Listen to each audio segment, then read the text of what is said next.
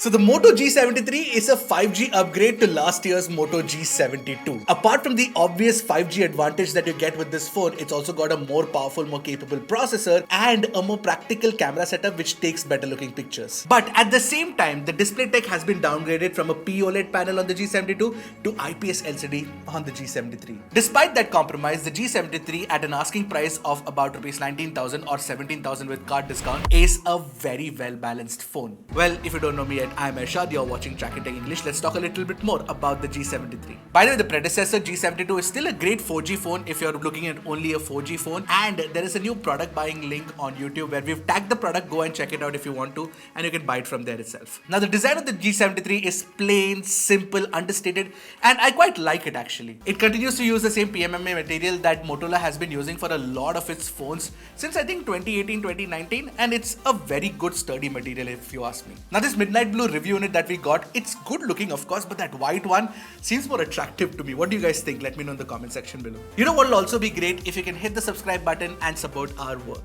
And the phone is pretty slim at about 8.29 millimeters, and it's not heavy either. It's only 181 grams, and holding it in the hand and using it is pretty comfortable. That apart, you also get these flat sides and a curved back that sort of blends into these flat sides, and it feels really nice in the hand. And I say it's a fairly slim and light phone because it packs a 5000 mAh battery inside with 30 watt fast charging speeds as well. Yes, we got 33 watt of the G72, but 30 watt should be fast enough, and 5000 mAh, you know how Motorola tunes its battery, so battery performance should be really good, but I will talk about it more in my detailed review. What I particularly like about the design of the G73 are the functional elements that you get with it. You get IP52 rating, you get a headphone jack, you get a stereo speaker setup along with the earpiece that works as the secondary speaker. But more importantly, you get a hybrid SIM tray with micro SD card support as well. You know what I constantly keep thinking about is that budget phones and mid-range phones come with all of these useful additions, including on the G73, but flagship phones do not. Why?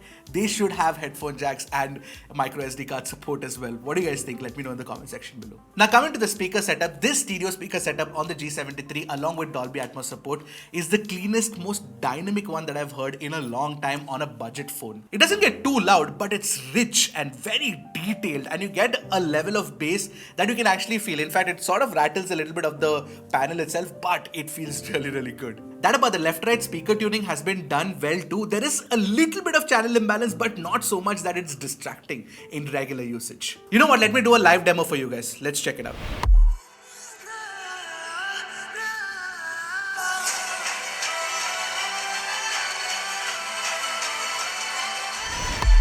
So what do you guys think of the sound? It's good, right? Alright, now talking about the 6.5-inch IPS LCD panel on the front, you get 120Hz refresh rate with variable refresh rate support as well. So it can switch between 30, 60, 90, 120 depending on the visuals being displayed on your screen. Apart from that, you get 240Hz of touch sampling rate and HDR10 plus support on the display as well. And this display, considering it has HDR support, can get really bright too. Now the tuning of the HDR playback, I did test out a video on YouTube, and what I noticed is that it's a little too vibrant or too saturated for my taste, but it does look very attractive. Also on the front, you've got a center punch hole, but since it is an LCD, the chin is slightly thicker than normal.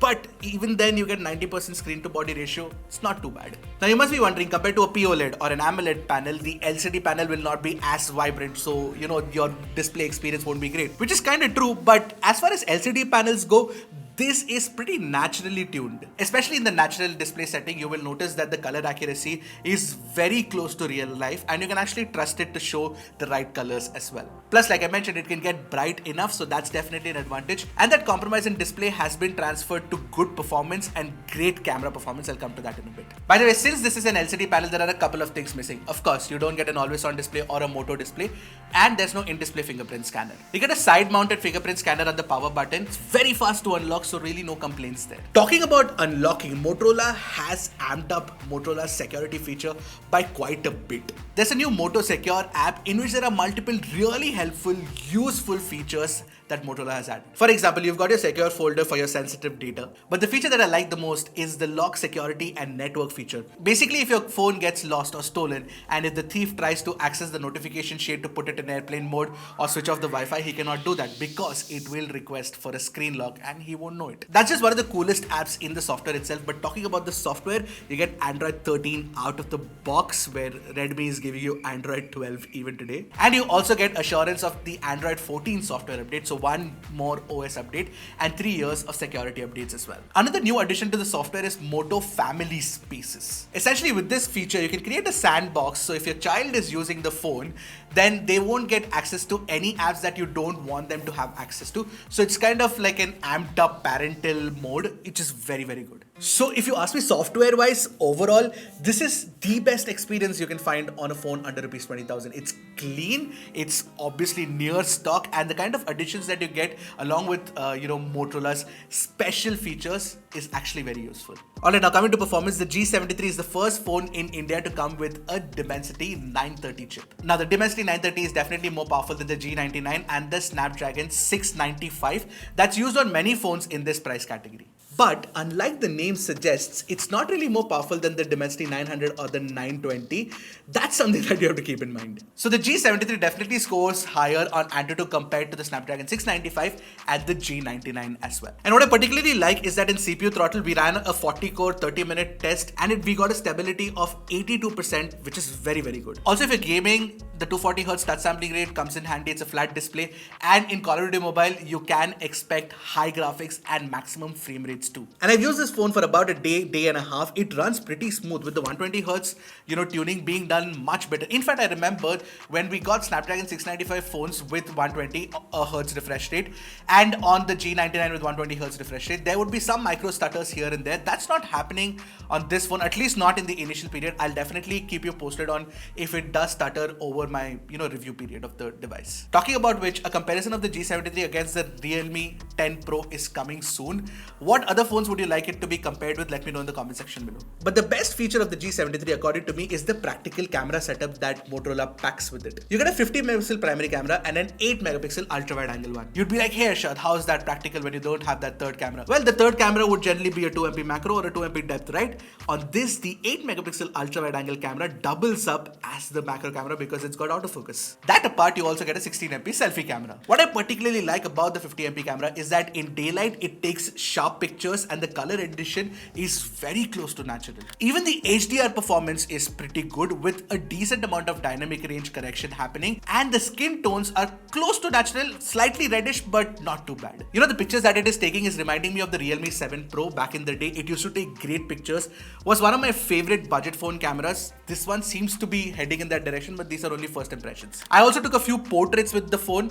The portraits could be better, the edge detection could be better, but they're not all too bad. What I particularly like is that 8MP ultra wide. Of course, it's not very sharp, but what it does is that it maintains color sense consistency with the primary camera. That's something that we've not seen on many Motorola phones, let alone budget phones. So good job, Motorola. And on the primary camera, you also get support for night mode. You do not get support for night mode on the ultra wide angle camera, but with night mode on, the phone does increase the details in the shot, and you can see that the primary camera shots look decent enough for a budget phone. And on the selfie camera, you get an auto night mode and the pictures do look pretty sharp according to me. In fact, the selfie camera in daylight, the skin tone is very well reproduced. I was very surprised at how good the pictures looked. In fact, even the portrait mode is slightly better on the selfie camera compared to the primary camera. The same experience extends to selfie video recording as well. You get 1080p 30 FPS, of course, that's the max you can get and expect on phones like these.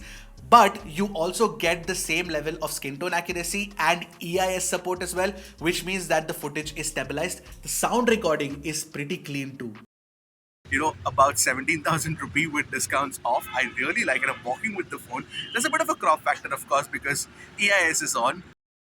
On the rear, you can get 1080p 60 FPS video recording, which is good enough, but 1080p 30 FPS has EIS, so it's stabilized better, so I would suggest you use that mode instead. Anyway, what I'll do is I'll add a G Drive link with all the pictures and samples. You guys go check that out until my comparison comes about. Now finally, 5G. This is one of the best phones for 5G right now that you can buy under rupees 20,000 because it supports 13 bands. It also supports dual 5G, and you get support for Airtel and Jio 5G without any problem. Basically SA and NSA at the peak performance. So overall, I think the G73 at the outset might not look like a great upgrade, but there are little things that they've changed on the inside, which makes a lot of sense to me. Under 20,000, this is one phone that I'm going to be recommending to a lot of folks, but then again, I'm going to be using it for a little more while to see how it handles a little more intensive usage. So stay tuned for that. What do you guys think of the G73? Let me know in the comment section below. I'll see you in the next one. Until then, keep tracking and stay safe.